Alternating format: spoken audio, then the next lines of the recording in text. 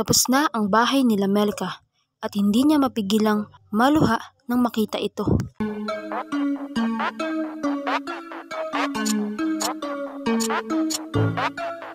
Sukidesu. Punta nga sila Kuya Rab sa bahay nila Melka dahil tapos na nga ito at laging gulat niya at sobrang saya nito dahil tapos na nga ang bahay nila Melka at napakaganda pa. Kaya naman tuwang-tuwa ang buong team Kalingap at kasama pa nga nila si Kalingap Angel, Rina. Pasok nga nila sa loob ay grabe talaga ang saya ni Kuya Rab nang makita ito.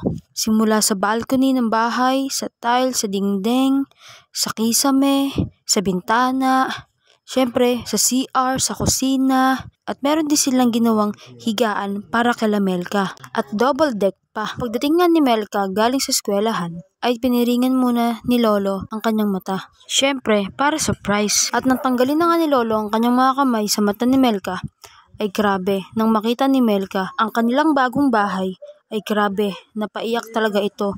Napaiyak ito sa sobrang tuwa at saya nang nararamdaman niya dahil may sarili na silang bahay at napakaganda pa. Sabi nga ni Kuya Rab, kung dati ay yung inuupuan nila ay kahoy, ngayon tiles na. At syempre, hindi mangyayari ito kung hindi dahil kay Kuya Rab at sa mga taong sumusuporta kay Melka. Ang pasukan nga ni Melka ang bahay ay labis-labis ang ngiti nito. Sinilip niya ang buong kwarto hanggang sa CR at kusina. At nagsabi pa nga ito na mukhang gaganahan siya laging maghugas at natawa naman si Kuya Rab dito. Kaya naman, labis ang pasasalamat ni Melka. Syempre unang-una sa Panginoon, pangalawa kay Kuya Rab at sa lahat ng mga taong tumulong sa kanya para magkaroon ng bahay. Yung dati pinapangarap lang nila ito at ngayon natupad na. Yung dati kahoy lang ang bahay nila at nagsisiksikan pa sila sa isang maliit na kwarto. Ngunit ngayon ay meron na silang 2 kwarto bukod sa sala nila.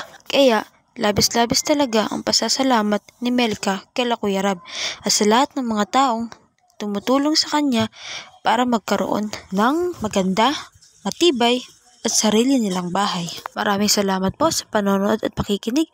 Please do not forget to like, leave a comment, share, and subscribe po sa aking munting YouTube channel.